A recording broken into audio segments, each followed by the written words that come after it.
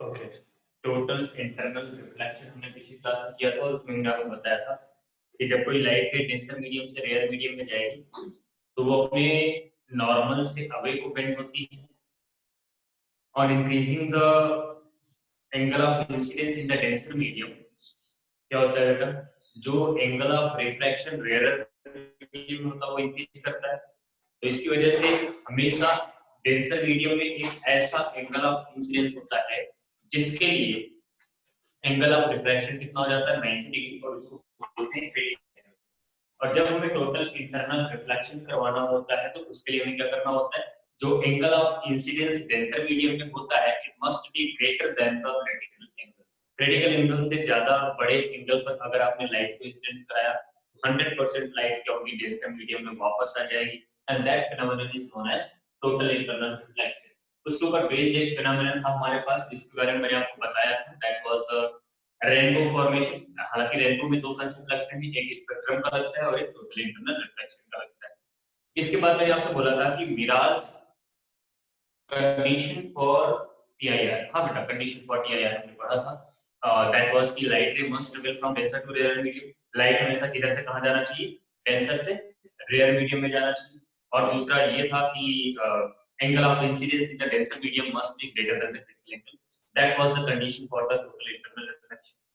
Okay, तो एक example तो मैंने आपको एक्सप्लेन कर दिया था और मैंने दो एग्जांपल आपको बोले थे पढ़ के आने के लिए, एक मिराज इफेक्ट बोला था आपको पढ़ने के लिए और एक और रिफ्लेक्टिंग प्रिज्म की बात की। ठीक है, तो मिराज इफेक्ट के बारे में बताओगे जरा, किसने रीड किया? मिराज इफेक्ट कभी देखा है? No sir. मिराज के बारे में कोई कुछ जानता है? नहीं बेटा, मिराज इफेक्ट जो होता है एक इस तरह का इफेक्ट जो कि डेजर्ट एरिया में मोस्टली सीन होता है। जब आप डेजर्ट एरियाज में जाओगे जहां पर बहुत ज्यादा टेम्परेचर होता है दिन के टाइम पर, तो उस जगह पर आपको मिराज इफेक्ट देखने को मिलता है। इवन प्लेन एरियाज आल्सो, अगर मान लो दिन में टेम्परेचर बहुत ज्यादा हो जाता है और सन की वजह से बहुत ज्यादा हीट प्रोड्यूस होती है, तो जब हम रोड पर चलते हैं तो रोड पे भी हमें दिखाई पड़ता है कि after some distance there are some water on the road, लेकिन जब हम वहां पर पहुंचते तो वहां पर कोई वाटर नहीं होता है। मतलब इस तरह का एक इफेक्ट हमें देखने को मिलता है। क्या होता है उसको मैं टोटली एक्सप्लेन करता हूँ कैसे होता है। मान लीजिए डेजर्ट एरिया है और डेजर्ट एरिया में यहाँ पर कोई एक प्लांट है, प्लांट या ट्री मान लो, ये ट्री है हमारे पास है, ठीक है, और आप यहाँ से चलते हुए आ रहे हो, इसको देख रहे हो, यहाँ से इस प्लांट को आप देख रहे हो। ये प्लांट आपको कैसे दिखाई पड़ेगा, जब यहाँ से लाइट आएगी और आपके आंखों पर पड़ेगी। ये लाइट जब आपकी आंखों पर आएगी तभी आपको ऑब्जेक्ट दिखाई पड़ेगा। इमेज फॉर्मेशन की कंडीशन ये होती है कि ऑब्जेक्ट से लाइट आपकी आंखों पर आनी चाहिए। ठीक है बेटा, अब ये डेजर्ट एरिया है, डेजर्ट एरिया में जो सन की क्लोज सैंड की क्लोज जो सरफेस होता है वेरी हॉट होता है, बहुत ही ज्यादा हॉट सरफेस होता है बेटा, जो ग्राउंड सरफेस होता है। और जैसे जैसे ऊपर जाते जाओगे तो होगा टेम्परेचर क्या होगा, कम होता जाएगा। इसका मतलब नीचे क्या है बेटा, नीचे है रेयर मीडियम, ये हो गया रेयर, और जैसे जैसे आप ऊपर मूव करोगे क्या होगा, डेंसर मीडियम। ठीक है ना, क्योंकि जो सैंड होती है ना, सैंड बड़ी जल्दी से हीट हो जाती है, बहुत जल्दी से गर्म हो जाती है। तो सैंड के क्लोज में, सैंड के कांटेक्ट में जो एयर होगा उसका टेम्परेचर बहुत ज्यादा होगा, तो वो बहुत ज्यादा रेयर मीडियम बन जाएगा और उसके ऊपर क्या होगा, डेंसर मीडियम। अब यहाँ से मान लो लाइट ने ट्रेवल करना स्टार्ट किया, यहाँ से पहुंचे यहाँ, आपने यहाँ पर एक नॉर्मल बनाया इस तरह से, क्योंकि ये डेंसर से rare medium it will bend away from the normal. फिर यहाँ पर भी आपने एक नॉर्मल बनाया, bend away from the normal, bend away from the normal. इस तरह से away from the normal bend होता रहता है बेटा। एंड उसके बाद जब इसका angle of incidence greater than the critical angle हो जाता है, greater than the critical angle जब होता है बेटा, उस केस में ये जो लाइट रेज है, ये लाइट रे आपकी आंखों पर आती है कुछ इस तरह से। मतलब पूरी की पूरी लाइट रे जो होगी बेंड होकर के वापस वही मीडियम में ट्रेवल करना स्टार्ट करेगी, कुछ इस तरह से हो रहा है। आपने पढ़ा था कि भाई जब लाइट रे डेंसर से रेयर में जाएगा तो will bend away from the normal, तो लाइट रे यहां से आए, ये बेंड होती गई, बेंड होती गई, बेंड होती गई, फिर एक बार क्रिटिकल एंगल आया तो पीआईआर हो गया, फिर वापस चली। अब जब ऐसा पीआईआर हुआ, हमारी आंखों को पता चलेगा ये लाइट रे कहां से आ रही है, यहां से कहीं से आ रही है। मतलब इस प्लांट का आपको एक उल्टा इमेज दिखाई पड़ेगा ऐसा। जब आप डेजर्ट एरिया में जाओगे तो आपको इस प्लांट का क्या होगा, इस तरह का इमेज दिखाई पड़ेगा। मतलब प्लांट तो दिखेगा ही दिखेगा, साथ ही साथ आपको उसकी इमेज भी दिखाई पड़ेगी कुछ इस तरह से, बिल्कुल वैसे जैसे आप वाटर सरफेस के किनारे, रिवर के किनारे जाओ तो रिवर के किनारे जो पेड़ होते हैं उनकी इमेज बन जाती है ना रिवर के अंदर, बिल्कुल ऐसा ही दिखाई पड़ेगा। But it is because of the total internal reflection. अब यहाँ पर जो आदमी खड़ा है उसको लगेगा कि आगे वाटर है, आगे पानी, लेकिन जब पहुंचोगे तो आपको कुछ नहीं होगा। This effect is called the mirage effect. बोलो समझ आया? बोलो बेटा समझ आया? Yes, sir. तो this is called the mirage effect. Mirage effect में क्या होता है, डेजर्ट एरिया में हमें देखने को मिलता है, and due to this effect हमें ऐसा लगता है कि after some distance there are some water, but ऐसा होता नहीं। और ये होता है पीआईआर की वजह से, टोटल इंटरनल रिफ्लेक्शन की वजह से। इसके बाद बेटा आता है बात रिफ्लेक्टिंग प्रिज्म का। जो अगला एग्जांपल है वो है रिफ्लेक्टिंग प्रिज्म का। रिफ्लेक्टिंग प्रिज्म क्या होता है? रिफ्लेक्टिंग प्रिज्म जो होता है बेटा वो, उसके अंदर भी किसी एक पर्टिकुलर सरफेस से टोटल इंटरनल रिफ्लेक्शन होता है, राइट एंगल प्रिज्म होता है। ठीक है, इसको मैं हटाता हूँ। ये सब केवल समझने वाली बात है, इसको एक बार आप अपनी बुक से रीड कर लीजिएगा, आपकी बुक में अवेलेबल एग्जांपल सारे पीआईआर फुटेज जो फिर ठीक है। जो नेक्स्ट है वो है रिफ्लेक्टिंग प्रिज्म। वैसे तो प्रिज्म के अंदर से क्या होता है बेटा, रिफ्रैक्शन होता है, लेकिन हमें यहाँ पर समझना है रिफ्लेक्टिंग प्रिज्म के बारे में। रिफ्लेक्टिंग प्रिज्म मतलब क्या है, हमारे पास एक right angle prism, right angle prism, ठीक है, ये 90 डिग्री।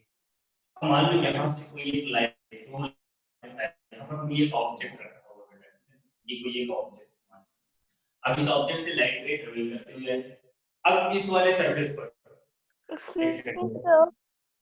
हाँ बेटा एक सेकंड देख लिया मैंने वीडियो की, एक सेकंड। Sir, मैंने क्वेश्चन पूछना है।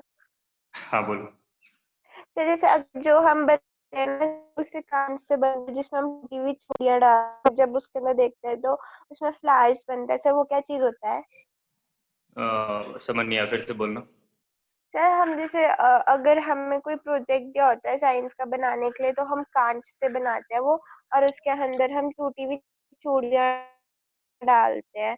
तो सर उसमें जब फ्लावर्स बनते हैं अंदर, तो सर उसको क्या बोलते हैं? क्या चीज होती है वो? क्लाइडोस्कोप, उसमें से मिरर्स लगे होते हैं अंदर, और उसमें सारे जितने भी आगे का होता है सारा रिफ्लेक्ट करता है।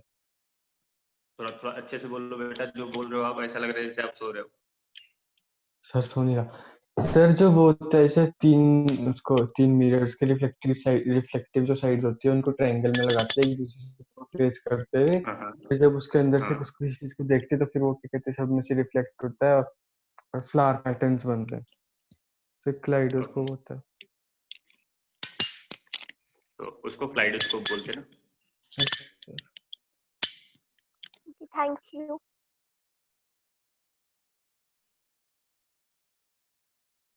ठीक है, सही हो गया। हाँ, तो उसको क्लाइडोस्कोप बोलते हैं, ठीक है। ठीक है चलो, अब देखो यहाँ पर मान लीजिए हमारे पास प्रिज्म है और ये एक ऑब्जेक्ट है, ठीक है बेटा। हमें इसकी इमेज बनानी है इस प्रिज्म की हेल्प से। यहाँ पर जो लाइट रे इंसिडेंट हो रही है वो परपेंडिकुलरली इंसिडेंट हो रही है, परपेंडिकुलरली इंसिडेंट हो रही है, ठीक है। जब ये परपेंडिकुलरली इंसिडेंट होगी there will not be any refraction, कोई रिफ्रैक्शन नहीं होगा, लाइट बिल्कुल सीधे जाएगी, लाइट बिल्कुल यहाँ पर आएगी। और इस प्रिज्म को इस तरह से डिजाइन किया जाता है, मतलब इस प्रिज्म का मटेरियल इस तरह से रखा जाता है कि इस प्रिज्म का मटेरियल जो है, जो भी ग्लास होगा ये ट्विन ग्लास होता है, वैसे ट्विन ग्लास का जो एयर के साथ कॉम्बिनेशन है उसके लिए इसका क्रिटिकल एंगल नियरली 22.7 डिग्री होता है, नियरली 22.7 डिग्री। तो जब लाइट यहाँ पर इंसिडेंट होगी, आप यहाँ पर एक नॉर्मल ड्रॉ करोगे, आपको पता चलेगा कि यहाँ पर जो लाइट इंसिडेंट हुई है, इस लाइट का जो एंगल ऑफ इंसिडेंस है क्रिटिकल एंगल से ज्यादा है, greater than the critical angle. मतलब जब लाइट यहाँ से ट्रेवल करके इस वाले सरफेस पर आएगी, हाइपोटेन्यूज वाले सरफेस पर आएगी, तो यहाँ पर क्या होगा बेटा, angle of incidence will be greater than the critical angle. और ऐसा होते ही क्या होगा, पीआईआर होगा, जितने एंगल पर ये आया उतने एंगल पर तुरंत रिफ्लेक्ट हो जाएगा इस तरह से। और यही सेम सिचुएशन इस वाली रे के साथ भी होगी, ये इस तरह से। अब यहाँ इस सरफेस पर परपेंडिकुलरली इंसिडेंट हुआ, कोई रिफ्रैक्शन नहीं होगा, बिल्कुल सीधा निकल जाएगा, ठीक है, ये बिल्कुल सीधा निकल जाएगा। अब ये हेड वाला सरफेस था बेटा, इधर पर इसका हेड बनेगा, इधर पर इस तरह से आपको इसकी इमेज यहाँ पर देखने को मिल जाएगी, ऑब्जेक्ट की image with the help of total reflecting disc. सर पर जब परपेंडिकुलरली रेज पड़ती है तो वो वापस उसी पाथ में नहीं चले जाएंगी, बिल्कुल बेटा बिल्कुल जाएंगे, लेकिन उसकी सिचुएशन ये होती है कि अगर आपने मिरर रखा है तो जब मिरर होगा तब वो रिफ्लेक्ट होकर के वापस उसी रास्ते पर चला जाएगा, बट अगर कोई एक ट्रांसपेरेंट मीडियम है तो बिल्कुल सीधा निकल जाएगा without any reflection. Transparent medium से रिफ्रैक्शन ज्यादा होता है बेटा, और जो पॉलिश सरफेस होता है वहां से रिफ्लेक्शन होता है, तो जो रिफ्लेक्शन होगा वो वापस चला जाएगा, और रिफ्लेक्शन है बिल्कुल सीधा निकल जाएगा। बोलो समझ आया? Yes sir.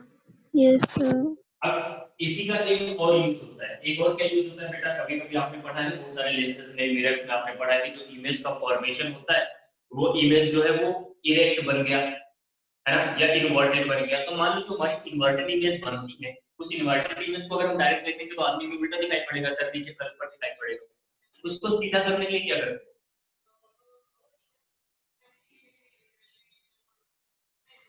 कौन सा करते हैं?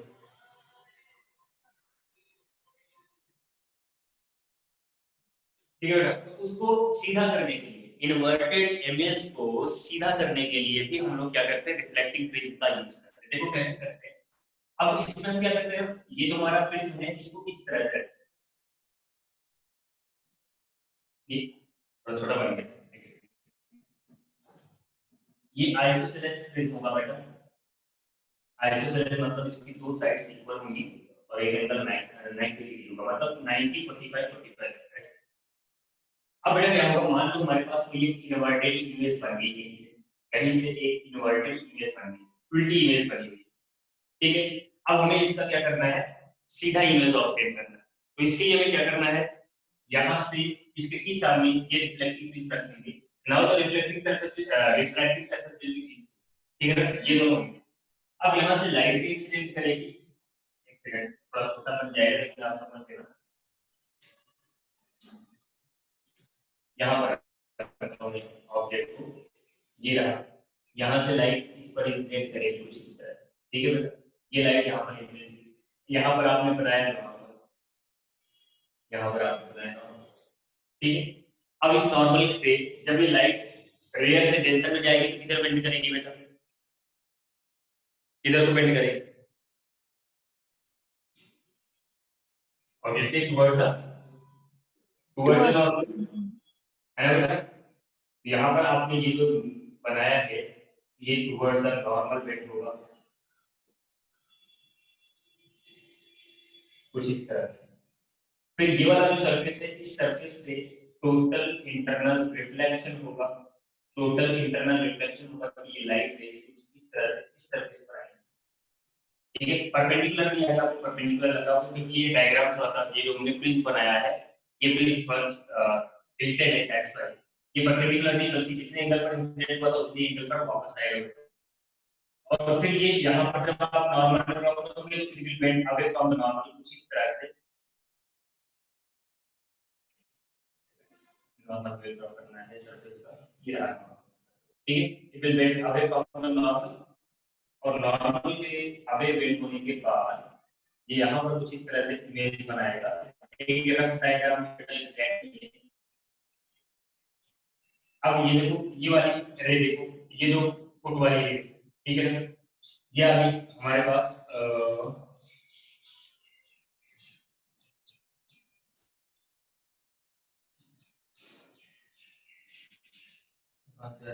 ठीक है, एक सेकंड मुझे इस डायग्राम को रिकंस्ट्रक्ट करना पड़ेगा, इन्वर्टेड इमेज को सीधा करने के लिए ऊपर बनाना होगा, ये आप देख लीजिए,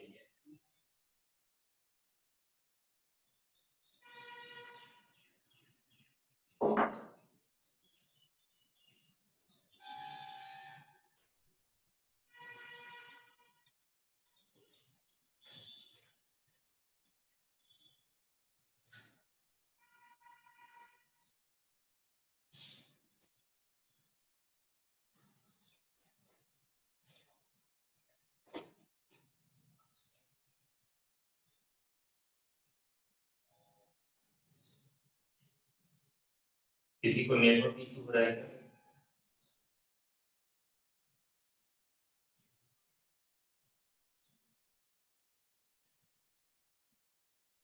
ये बेटा लाइट सबसे पहले यहाँ पर फर्स्ट सरफेस पर ये होगी रिफ्रैक्ट। रिफ्रैक्ट होगी तो कहाँ जाएगी? दूसरे वाले सरफेस पर जाएगी, दूसरे वाले मीडियम में जाएगी।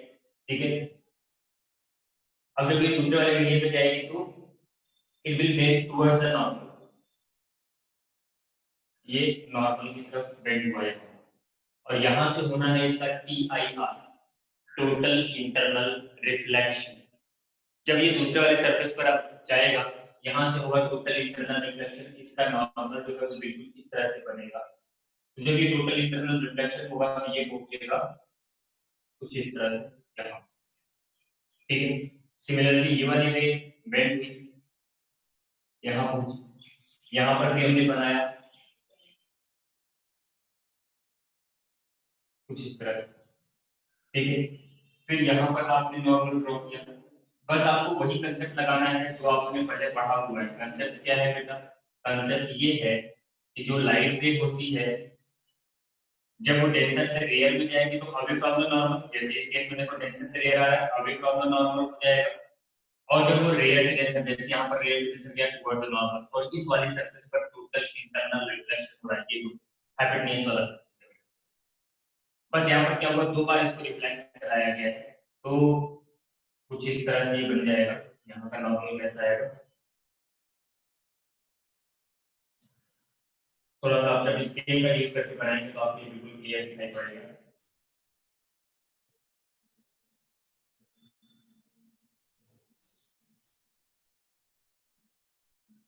कुछ इस तरह से आगे फ्रॉम द नॉर्मल बेड लो। ठीक है, अब यहाँ पर ध्यान से देखो कि इसका फुट वाला रे है जो हमारा ओ डैश, मान लो ये ऑब्जेक्ट है तो ओ वाला जो रे है बेटा वो कहाँ पर आ रहा है? यहाँ पर आ रहा है, मतलब यहाँ पर बना आई। और ओ डैश वाला रे किधर आ रहा है बेटा? ऊपर को आ रहा है, यहाँ पर बना क्या? I dash. तो हमारी इमेज क्या होगी इसकी? जो हमारी इमेज इन्वर्टेड होती है, उल्टी होती है, वो क्या हो जाती है? इरेक्ट हो जाती है, सीधी हो जाती है बाय यूजिंग रिफ्लेक्टिंग प्रिज्म। ठीक है, इसके लिए भी क्रिटिकल एंगल 22.7 डिग्री होता है मटेरियल का। तो ये दो यूजेस है रिफ्लेक्टिंग प्रिज्म के। ठीक है, रिफ्लेक्टिंग प्रिज्म के दो यूजेस है बेटा। आई होप दैट आपको समझ आया कि यार किस पे यूज होता है, क्या होता है। ठीक है,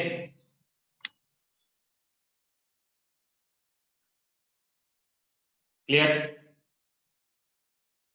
Yes, sir. तो ये दो चीजें, दो एग्जांपल्स होते हैं जो आपको समझने थे, आपने समझ लिए Sir, एक इसके सेकंड बाद। निकालना मत। सर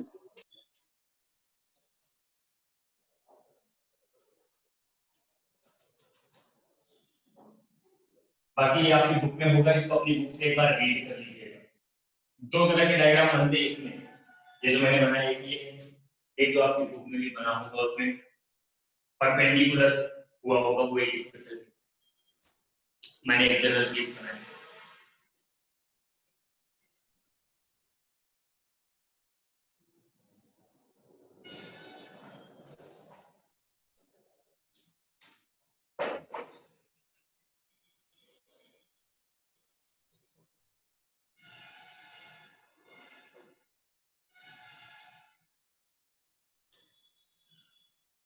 हो गया बेटा?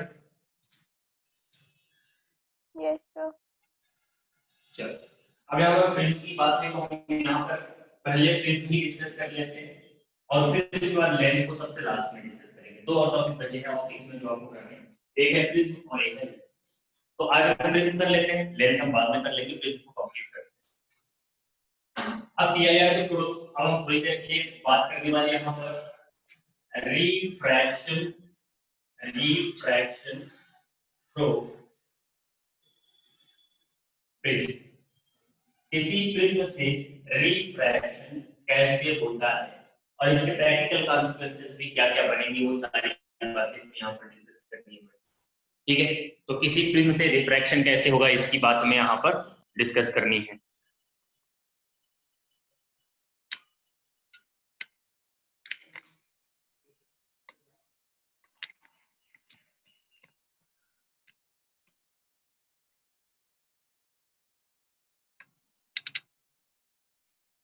ठीक है बेटा, रिफ्रैक्शन को प्रिज्म हम देखेंगे यहाँ पर। जब हम प्रिज्म की बात करते हैं तो प्रिज्म होता क्या है एक्चुअली? देखो ध्यान से देखो, आपने अपनी लैब में भी देखा होगा शायद प्रिज्म को, अभी तक तो अगर आप स्कूल की बात करते हैं तो ध्यान है, बट इसलिए जब भी आप स्कूल जाओगे तो लैब में आपको प्रिज्म जरूर दिखाई पड़ेगा। वो कुछ इस तरह का स्ट्रक्चर होता है।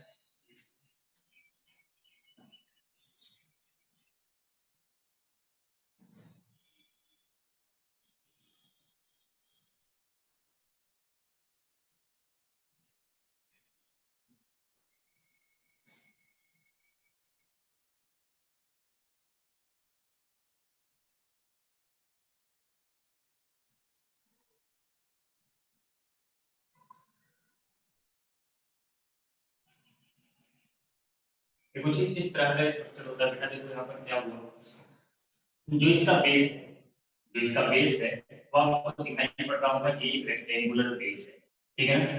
जो प्रिज्म का बेस होता है वो एक रेक्टेंगुलर बेस होता है, ठीक है ना? ये रेक्टेंगल बन रहा है। बाकी ये वाला जो सरफेस है ये रिफ्रैक्टिंग सरफेस है, रेक्टेंगुलर है, और एक पीछे की तरफ रिफ्रैक्टिंग सरफेस है, वो रेक्टेंगुलर है। अगर इसको सामने से देखोगे तो कैसा दिखाई पड़ेगा? ट्रायंगुलर दिखाई पड़ेगा, ठीक है? तो अगर मैं यहाँ पर इस एज की बात करूं, इसको नाम देता हूं, ऐसे इसको डिफाइन किया जाता है। ये वाली जो एज है बेटा, इसको बोलते हैं रिफ्रैक्टिंग एज, रिफ्रैक्टिंग एज, ठीक है? एक ये वाला सरफेस जो कि पीछे की तरफ बना हुआ, ये वाला एक सरफेस, इसको बोलते हैं रिफ्रैक्टिंग सरफेस, मतलब लाइट को आप यहीं से रिफ्रैक्ट कराओगे, ठीक है? चाहे उस वाले सरफेस से पीछे वाले, चाहे ये आगे वाला जो सरफेस बना है बेटा, इसको भी हम क्या बोलते हैं? रिफ्रैक्टिंग सरफेस बोलते हैं। तो ये भी रिफ्रैक्टिंग सरफेस हुआ। दोनों रिफ्रैक्टिंग सरफेस का एक कॉमन एज होता है जिसको रिफ्रैक्टिंग एज बोलते हैं, और दोनों रिफ्रैक्टिंग सरफेस के बीच में जो एंगल बनता है बेटा, उसको बोलते हैं प्रिज्म एंगल, और कैपिटल ए से रिप्रेजेंट किया जाता है। दिस इज द बेस, ये होता है बेस, बेस ऑफ प्रिज्म, ठीक है बेटा? तो किसी भी प्रिज्म में दो रिफ्रैक्टिंग सरफेस होता है, एक रिफ्रैक्टिंग एज होता है, और एक बेस होता है जो कि रेक्टेंगुलर इन शेप होता है बेटा। बोलो बात समझ में आ रही है? प्रिज्म क्या है, समझ आ गया?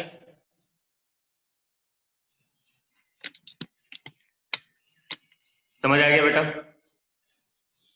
Yes, sir.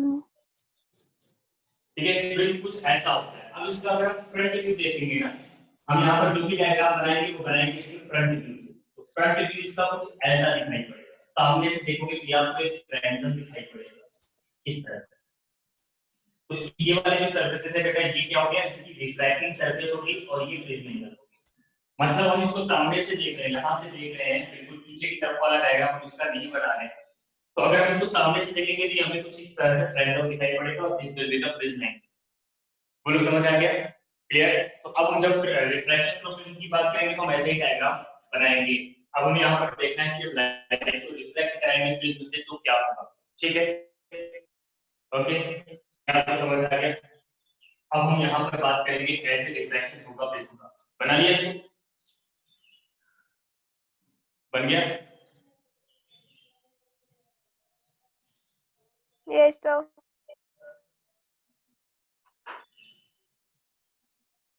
तो अब हम ये देखेंगे कि जब हम प्रिज्म के ऊपर लाइट को इंसिडेंट कराते हैं तो लाइट के साथ क्या होगा। हम यहाँ पर बात करेंगे सबसे पहले मोनोक्रोमेटिक लाइट की। मोनोक्रोमेटिक लाइट का मतलब क्या होता है बेटा? मोनोक्रोमेटिक मतलब सिंगल कलर, सिंगल कलर, या फिर you can say single wavelength. मतलब एक ऐसी लाइट यानी जिसमें केवल एक वेवलेंथ हो बेटा। व्हाइट लाइट में 7 कंस्टिट्यूएंट कलर होते हैं, 7 वेवलेंथ होती है। अभी मैं यहाँ पर सिंगल कलर की बात करूंगा। तो मान लीजिए हमारे पास ये हमारा प्रिज्म है, ये हो गया हमारा प्रिज्म, थोड़ा बड़ा बना है।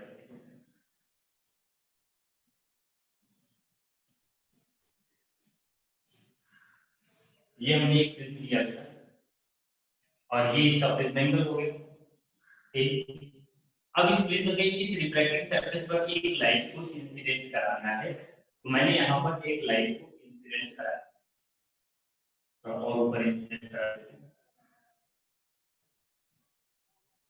ये एक लाइट है, हमने यहाँ पर बैठा, दिस इज इंसिडेंट। अब जब ये लाइट अंदर जाएगी प्रिज्म के अंदर से पास करेगी तो इसका रिफ्लेक्शन कैसे होगा वही हमें यहाँ पर डिस्कशन करना है। जब ये लाइट इस पॉइंट पर पहुंचेगा बेटा तो you will need a perpendicular, आपको एक परपेंडिकुलर की जरूरत पड़ेगी। हमने यहाँ पर एक नॉर्मल बनाया। अब इसने इंसिडेंट रे ने नॉर्मल के साथ जो एंगल बनाया that is the angle of incidence. ठीक है बेटा। अब ये क्या हो रहा है, अब ये रेयर से डेंसर में जा रहा है। रेयर से कहां जा रहा है, डेंसर में। मान लो इसका रिफ्लेक्टिव इंडेक्स n2 है और बाहर वाले का n1 है। n1 हो गया रेयर मीडियम और n2 हो गया डेंसर मीडियम। ठीक है बेटा। तो जब ये यहां से रेयर से डेंसर में जाएगा तो it will bend towards the normal. तो ये टुवर्ड्स द नॉर्मल बेंड होगा तो यहां पर हल्का सा ये डिकेट होगा और ये पहुंच जाएगा इस जगह पर। ठीक है, हल्का सा अपने पास से डिकेट हुआ और दूसरे वाले रिफ्लेक्टिंग सरफेस पर पहुंच गया, यहां पर पहुंच गया। अब यहां पर फिर से एक नॉर्मल की जरूरत पड़ेगी तो यहां पर हमने फिर से एक नॉर्मल बनाया। बस रे डायग्राम ध्यान से देखना बेटा, बाकी सब होगा आसान। ये हमने इसका एक और नॉर्मल बनाया, ये दोनों नॉर्मल किसी एक पॉइंट पर मीट करेंगे, उस पॉइंट का कुछ नाम बताते हैं। ठीक है, ये लाइट यहां से अब यहां पर रिफ्लेक्ट हुआ तो ये एंगल ऑफ रिफ्रैक्शन होगा बेटा। इसको मान लिया हमने कितना है r1 और यहां जब ये पहुंचा तो ये एंगल मान लिया कितना है r2। r2 is the angle of incidence on the second reflecting surface. अब ये डेंसर से रेयर में जा रहा है तो obviously it will bend away from the normal, तो the light will emerges like this. Light इस तरह से यहां से इमर्ज हो जाएगी बेटा। दिस इज कॉल्ड इमर्जेंट रे। इसको हम बोलते हैं इमर्जेंट रे। ठीक है, बात समझ में आई? ये लाइट के यहां से इंसिडेंट हुआ, एंगल ऑफ इंसिडेंस हो गया इसका। इसके बाद ये यहां से प्रिज्म के अंदर गया, रेयर से डेंसर में ये मिल गया, it will bend toward the normal. ये r1 हो गया बेटा। इसके ठीक सामने यहां पर एक r2, मतलब ये वाला एंगल हमने r2 अचीव कर लिया, बाद में r1 r2 का इक्वेशन देखेंगे। और फिर बाद में जब लाइट रे प्रिज्म से बाहर निकलता है तो it will bend away from the normal. तो फाइनली जो रे है वो यहां से कुछ एक एंगल बनाती हुई, मान लो ये एंगल है ई, एंगल ऑफ इमर्जेंस, बाहर निकल जाता है। ठीक है, अब इस रे का हम एक नाम दे देते हैं जिससे कि हम इसको आसानी से आइडेंटिफाई करें और भी बाकी सारी चीजें आज पर डिस्कस करें। ये हो गया हमारे पास PQ। PQ हो गया इंसिडेंट रे बेटा। QR हो गया द रे inside the prism. RS is the emergent रे। अगर ये प्रिज्म नहीं होता, अगर ये प्रिज्म नहीं होता तो लाइट के सीधे जाती हो जाती है, बिल्कुल ऐसे जाते हैं सीधे। अगर ये प्रिज्म नहीं होता तो लाइट बिल्कुल सीधे निकल जाती है अपने रास्ते से। लेकिन ड्यू टू दिस प्रिज्म, इस प्रिज्म में इस रे में दो बार रिफ्रैक्शन हुआ, एक बार टुवर्ड द नॉर्मल, एक बार अवे फ्रॉम द नॉर्मल, अपने रास्ते से भटकती, दो बार भटकी बेटा। ठीक है ना। अब यहाँ पर कितना ये अपने पास से डेविएट हुआ है वो भी देखने वाली बात है। तो इस रे को अगर आपने पीछे एक्सटेंड कर दिया, जो इमर्जेंट रे है, इमर्जेंट रे को अगर आपने पीछे की तरफ एक्सटेंड कर दिया, देन दिस एंगल, ये जो टोटल एंगल आएगा बेटा, इसको बोलोगे एंगल ऑफ डेविएशन। लाइट को जाना इधर था और जा इधर रहा है तो कितने एंगल डेविएट हुआ, that is angle of deviation बेटा। इसको हमने डेल्टा से रिप्रेजेंट किया। ठीक है, अब मान लीजिए हमारा प्रिज्म जो था ये था बी सी और डी। बी सी डी हमारा प्रिज्म था, इसको हमने ई मान लिया बेटा इस वाले पॉइंट को, और यहाँ पर भी एक छोटा सा पॉइंट बनेगा, इस पॉइंट को हमने मान लो एफ मान लिया। सारा नोमेनक्लेचर मैंने कर दिया और रे डायग्राम क्या आपको समझ आया, कोई दिक्कत हो तो बताओ। कोई भी ऐसा पॉइंट हो, कोई भी ऐसी रे हो जो ना समझ में आ रही इस डायग्राम में तो बताओ बेटा। No sir. बोलो क्लियर है कि नहीं? Yes sir. हर किसी को क्लियर है? मैं थोड़ा सा और जूम कर देता हूं जिससे आपको और क्लियर दिख जाए।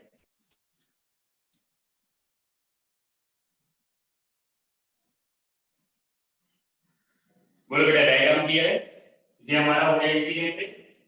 ठीक है, ये एंगल ऑफ इंसिडेंस हो गया, it will be towards the normal. r1 हो गया, r2 हो गया, बाहर निकल गया, ये सीधा जाना चाहिए था, जा इधर था, एंगल ऑफ डेविएशन हो गया, ये एंगल ऑफ प्रिज्म हो गया, बस सारा नोमेनक्लेचर हो गया। Now we are going to derive the formula. We are going to derive the relationship between the angle of incidence, angle of emergence and prism angle and refractive indices वगैरह वगैरह जो भी है। ठीक है, अब इसको ध्यान से थोड़ा सा देखिएगा कैसे हम इसको सॉल्व करने वाले हैं, कैसे हम इसके फॉर्मूले को बनाने वाले हैं। अब देखो यहाँ पर क्या है, अगर मैंने पॉइंट Q की बात करी या पॉइंट Q पर बाद में जाएंगे, सबसे पहले तो हम यहाँ पर we have to find out the relation between the I, E, R1, R2 and the prism angle. तो अगर हम यहाँ पर सबसे पहले डेविएशन प्रोड्यूस की बात करें इन ट्रायंगल एफ क्यू आर, आपको दिख रहा होगा ट्रायंगल एफ क्यू आर कौन सा है? ये छोटा वाला ट्रायंगल है जो ऊपर बना हुआ है, ये वाला है, ठीक है। In triangle F Q R there are two angles, the first one is this one and another one is this one. ये है बेटा, है ना? You can say angle FQR is I minus R1. Angle FRQ is equals to E minus R2. क्या ये दोनों आपको समझ आए क्या? बोलो बेटा, कहीं कोई दिक्कत तो नहीं? दोनों ही एंगल जो मैंने लिखे क्या वो आपको समझ आए? पिज़्ज़ा बेटा? Yes, sir. Yes, Yes, sir. ठीक है, ध्यान देते रहना, बाकी लोग भी शान्या कहीं कोई दिक्कत हो तो बताना, ठीक है बेटा? Yes. चलो, तो अब ये जो ट्रायंगल, ये वाला जो एंगल बना इसको लिखा मैंने I माइनस R, ये वाला जो एंगल बना इसको मैंने लिखा E minus R, according to the mathematics मैंने ऐसा लिखा है।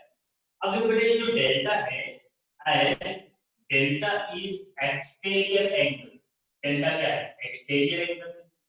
Exterior angle of triangle FQR, ठीक है बेटा? Delta is the exterior angle of FQR. So you can say delta is equals to I minus R1 plus E minus R. लिख सकते हैं कि नहीं बेटा? Yes, sir. लिख सकते हैं ना? किसी भी एंगल का एक्सटीरियर एंगल अपने दो अपोजिट इंटीरियर एंगल के समेशन के इक्वल होता है। यहाँ पर हम सबसे पहले यहाँ पर हेडिंग डाल देते हैं छोटी सी, we are going to find out the deviation। हम यहाँ पर डेविएशन निकालने वाले हैं, ठीक है? तो डेल्टा की वैल्यू हमें मिल गई, delta is equals to I plus E minus R1 plus R2। ये डेल्टा की वैल्यू है, इसको मैंने इक्वेशन 1 नाम दिया। अब हमें ये पता लगाना है कि what is the relation between the R1 R2 and the prism angle. R1 R2 prism angle के बीच में क्या रिलेशन? तो R1 R2 प्रिज्म एंगल के बीच का रिलेशन देखने के लिए अब हम कंसीडर करेंगे एक क्वाड्रिलेटरल बन रहा है DQER। ये पूरा एक क्वाड्रिलेटरल बन रहा है। तो अब हम यहाँ पर लिखेंगे इन क्वाड्रिलेटरल DQER। इस क्वाड्रिलेटरल की बात करें तो इस क्वाड्रिलेटरल में ध्यान से देखना, ये जो एंगल Q है, क्योंकि ये वाली लाइन, ये जो डॉटेड लाइन है, ये क्या है बेटा? नॉर्मल। ये वाली लाइन में क्या है? नॉर्मल। मतलब ये एंगल कितना है? 90। ये एंगल कितना है? 90। तो दो एंगल का सम तो ऑलरेडी 180 डिग्री हो चुका है। दो एंगल का सम ऑलरेडी 180 डिग्री हो चुका है। बचे केवल दो एंगल, एक बचा D, एक बचा E। तो इन दोनों का समेशन कितना होना चाहिए? 180 डिग्री, क्योंकि क्वाड्रिलेटरल के चारों एंगल का सम क्या होता है बेटा? 360 डिग्री होता है। अगर दो का समेशन 180 हो गया तो बचे हुए दो का क्या होगा बेटा? 180 होगा क्या? क्लियर है? So we can write down angle D plus angle E is equals to 180 degree। अब ये जो एंगल D है बेटा, यही तो प्रिज्म एंगल है, तो इसको लिख दो A plus angle E is equals to 180 degree। अब यहाँ पर बात आती है कि what is the value of angle E? Angle E की वैल्यू कैसे निकालेंगे?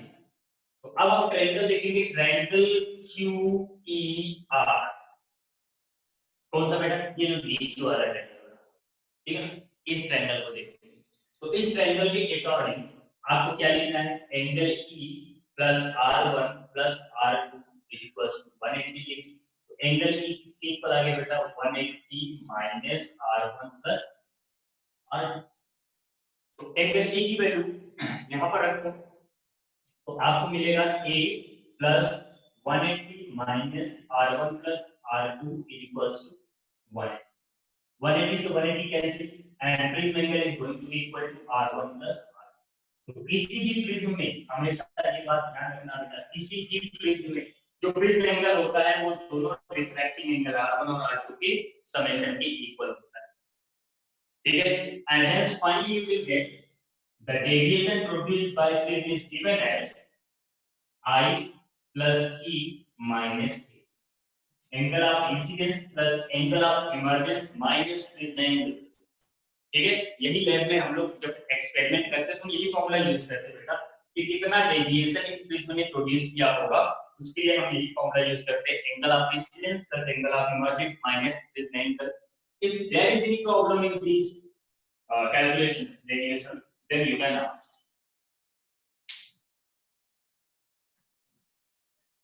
बोलो बेटा, सबको समझ आ गया? Yes, Yeah. sir. Yes, sir. बोलो रुद्रांश, रुद्राक्ष, राघव, यस सर। हो गया? क्लियर है ना? Yes sir. ठीक, तो देखो ये सारी बातें हो गई यहाँ पर, है ना? हमने पता लगा लिया कि what is the deviation produced bye a general prism, किसी एक प्रिज्म से कितना डेविएशन प्रोड्यूस होगा। अब इसके बाद हमारे दिमाग में बात ये आती है कि how we are going to obtain the minimum deviation from the prism. अगर हमें प्रिज्म से मिनिमम डेविएशन चाहिए तब हम उसको कैसे ऑब्टेन करेंगे, कैसे फाइंड आउट करेंगे? तो उसके लिए क्या करेंगे, आपने इसको नोट किया? Yes, sir. ओके, तो अब मान लीजिए अगर हमारे दिमाग में बात आती है कि how we are going to obtain the minimum deviation from this prism, इस प्रिज्म से मिनिमम डेविएशन कैसे मिलेगा? उसके लिए क्या करेंगे, मिनिमम मतलब सबसे कम डेविएशन हमें यहाँ पर ऑब्टेन करना है। तो अब हम यहाँ पर लिखेंगे टू ऑब्टेन मिनिमम डेविएशन,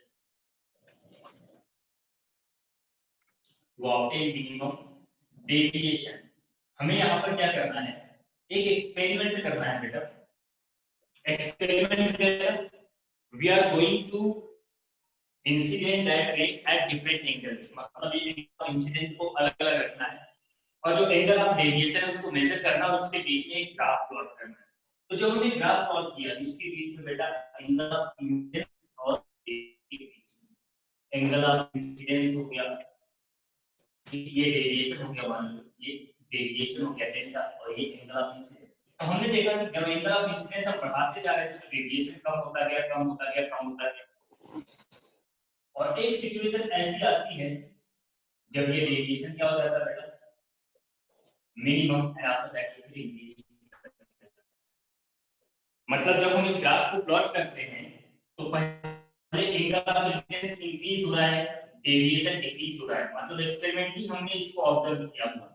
फिर एक ऐसा एंगल ऑफ इंसिडेंस आता है जिसके लिए डेविएशन मिनिमम होता है, after that again deviation start increasing with the angle of incidence, ये इंक्रीज करना स्टार्ट कर देता है। तो there exist a minimum angle of incidence, एक मिनिमम एंगल ऑफ इंसिडेंस होता है बेटा, एक ऐसा एंगल ऑफ इंसिडेंस होता है जिसके लिए डेविएशन मिनिमम। और अनफॉर्चुनेटली हमने ये ऑब्टेन किया कि ये तब होता है जब एंगल ऑफ इंसिडेंस और एंगल ऑफ इमर्जेंस दोनों इक्वल हो जाए। अगर एंगल ऑफ इंसिडेंस और ऑफ इमर्जेंस दोनों इक्वल हो जाए तो deviation produced by the prism becomes minimum। ठीक है बेटा, and this is the plot between the deviation and the angle of incidence. ठीक है, एक्सपेरिमेंटली इसको ऑब्जर्व करके प्लॉट किया गया। बोलो बेटा, समझ आया?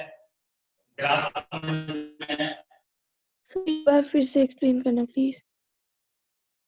एक्सपेरिमेंटली हमने क्या किया, अपने एक प्रिज्म पर जो लाइट इंसिडेंट कर रहा है उस लाइट को इंसिडेंट कराते रहे, ठीक है, अलग अलग एंगल पर। एंगल ऑफ इंसिडेंस को हमने क्या किया, इंक्रीज करना स्टार्ट किया। पहले एंगल ऑफ इंसिडेंस बहुत कम रखा, धीरे धीरे इसको इंक्रीज करना स्टार्ट किया। तो एंगल ऑफ इंसिडेंस को इंक्रीज करते गए डेविएशन कम होता गया, ये डेविएशन जो था बेटा ये डेल्टा ये डिक्रीज करता गया, कम होता गया। एक ऐसा एंगल ऑफ इंसिडेंस आया जिस पर डेविएशन सबसे कम हो, डेल्टा मिनिमम हुआ। एंड आफ्टर दैट उसके बाद जब हमने एंगल ऑफ इंसिडेंस को इंक्रीज करना स्टार्ट किया तो डेविएशन बढ़ना शुरू हो गया। तो वो जो सिचुएशन आई जब मिनिमम डेविएशन आपको मिला था, वो सिचुएशन जब आई तो उस सिचुएशन में कंडीशन ये थी कि angle of incidence angle of emergence के इक्वल होना चाहिए। Angle of incidence angle of emergence के इक्वल होगा तभी deviation produced by the prism, मतलब ये जो डेल्टा है बेटा वो मिनिमम। ठीक है, आई बात समझ में? तो मैं अगर इसका एक स्टेटमेंट लिखूं दैट इज टू ऑब्टेन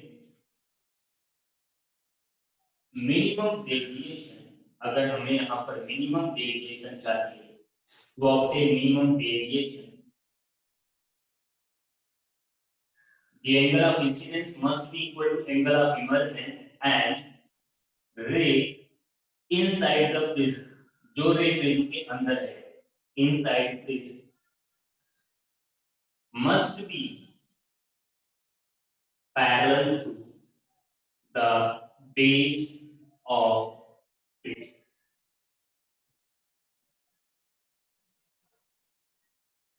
ठीक है बेटा, तो मिनिमम डेविएशन आपको किसी भी प्रिज्म से तभी मिलेगा जब ये दो एंगल I और E इक्वल होंगे, I और E इक्वल होंगे, और ये जो रे है QR becomes parallel to BC, QR BC के पैरेलल हो जाए।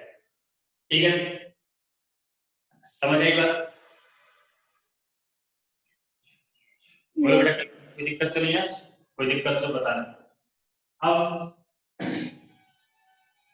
मान लीजिए यहाँ पर हमने लिखा angle I equal to angle E, तो इसको मैं I मान लेता हूँ थोड़ी देर के लिए, ठीक है? इसको मैंने I एज्यूम कर लिया बेटा। अब क्या करेंगे, R1 will also becomes equal to R2 और इसको मान लेंगे R। भाई जब एंगल ऑफ इंसिडेंस और एंगल ऑफ इमर्जेंसी इक्वल है तो R1 R2 भी क्या हो जाएंगे बेटा, बराबर हो जाएंगे, सेम हो जाएंगे, तो इसको मैंने लिख दिया क्या, स्मॉल r। ठीक है, so now the deviation which becomes delta minimum now will be given as 2I minus a। बेटा जो I plus E था, I plus E को हमने क्या लिख दिया, 2I लिख दिया और माइनस में प्रिज्म एंगल लिख दिया बेटा। तो इसका मतलब क्या हुआ, ये तो मिनिमम डेविएशन का एक फॉर्मूला बन गया, इसको आपको याद रखना है। किसी भी प्रिज्म से जो मिनिमम डेविएशन होता है वो 2I minus a होता है बेटा। अब इसके बाद यहाँ पर बात आती है व्हाट वाज दैट एंगल, कितने एंगल पर आपने उसको इंसिडेंट करवाया, व्हाट वाज दैट एंगल, जिस एंगल पर आपने उसको इंसिडेंट करवाया। So it was delta minimum plus a upon 2। बोलो आएगा ना, जो angle of incidence minimum deviation के केस में जो एंगल ऑफ इंसिडेंस होगा वो delta minimum plus a upon 2 आएगा, right? And a equals to r1 plus r2 था बेटा, इसको लिख देंगे 2r, तो angle of reflection a by 2 के इक्वल आएगा। तो अगर किसी प्रिज्म में मिनिमम डेविएशन हो रहा है तो जो एंगल ऑफ इंसिडेंस होगा बेटा वो delta minimum plus a by 2 होगा, और जो रिफ्रैक्शन होगा बेटा वो प्रिज्म एंगल के हाफ के इक्वल होगा। बोलो समझ आया? Yes, sir. Okay, fine. Now according to Snell law, if you will apply the Snell law at point Q,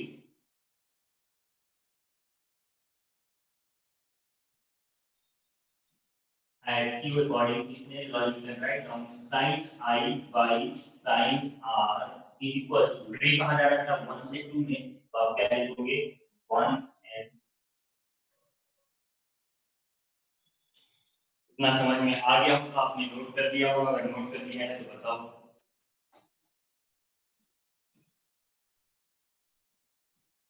note कर लिया बेटा? Yes, sir.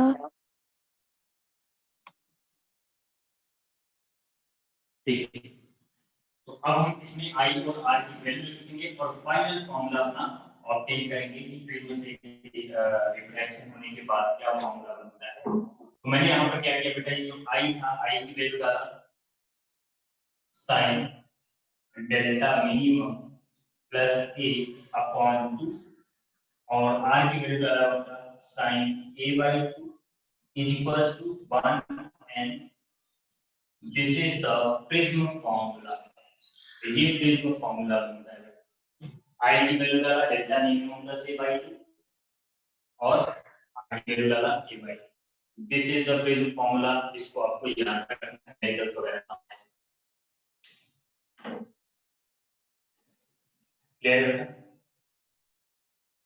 Yes, sir.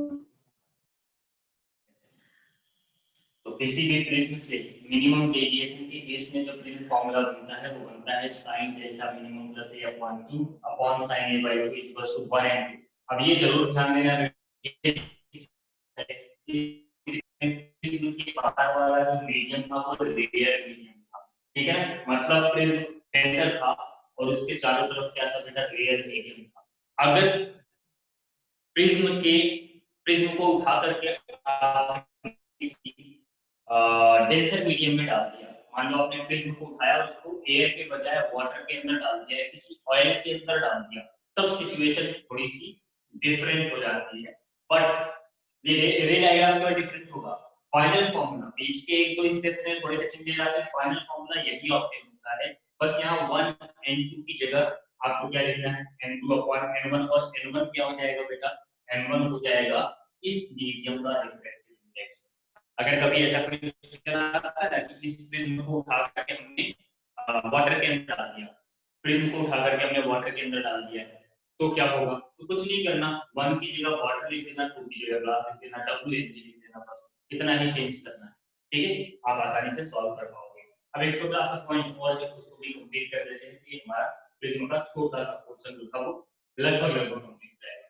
क्या है बेटा, फॉर वेरी थिन प्रिज्म, अगर मान लो आपके पास कोई ऐसा प्रिज्म है जो कि बहुत पतला है, very thin prism, very thin prism हम कब कंसीडर करते हैं बेटा, जब prism angle less than 10 degree होता है। अगर prism angle less than 10 degree है तो it is called a very thin prism. Very thin prism जो होता है उसको अगर आप देखोगे तो पहले तो ये प्लेन ग्लास है, तो बहुत ध्यान से देखने पर पता चलता है ये प्रिज्म है। तो इस केस में क्या हो जाएगा बेटा, ये जो sin थीटा होगा वो थीटा, देखो जब एंगल बहुत छोटा होता है, कई बार बता चुका मैं आपको, sin theta becomes theta if theta is very small, है ना, अगर थीटा बहुत छोटा है तो जो sin थीटा है वो थीटा हो जाता है, ठीक है बेटा। तो यहाँ पर वही काम हम करेंगे, ये जो sin delta minimum plus a/2 है उसको हम लिखेंगे delta minimum plus a/2 upon नीचे से भी साइन कर देंगे a/2 इक्वल्स टू 1 है, 2 से 2 हो गया कैंसिल बेटा, और जो फाइनल फार्मूला आपको डेल्टा मिनिमम का बन करके मिलेगा, delta minimum plus a is equals to 1 and 2 into a, तो डेल्टा मिनिमम आएगा 1 and 2 minus 1 times of, this is the minimum deviation produced by any thin prism, कोई thin prism minimum deviation produce करता है वो होता है 1 and 2 minus 1 times of this angle। तो I hope that कि ये जो आप मैंने करवाया डेरिवेशन आप सबको समझ में आया, इस पर डेरिवेशन करिए। हां बेटा कुछ बोल रहे क्या,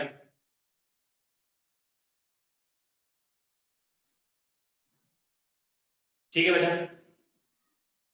सर हां बेटा सर टेस्ट में ये आएगा इस बार, टेस्ट में ऑप्टिक्स ही आएगा, और आज कौन सा डे है, फ्राइडे है, हां बिल्कुल यहाँ तक आ जाएगा, प्रिज्म तक आ जाएगा। Yes sir, thank you sir. थोड़ी देर में हो जाएगा बेटा, ब्लर जो है थोड़ी देर में सही हो जाएगा, वैसे नेटवर्क इशू है, तो टेस्ट में यही आएगा बेटा, ठीक है ना, ऑप्टिक्स आएगी, लेकिन सारे क्वेश्चंस ऑब्जेक्टिव होंगे, सब्जेक्टिव नहीं होंगे, इस बात का ध्यान रखना।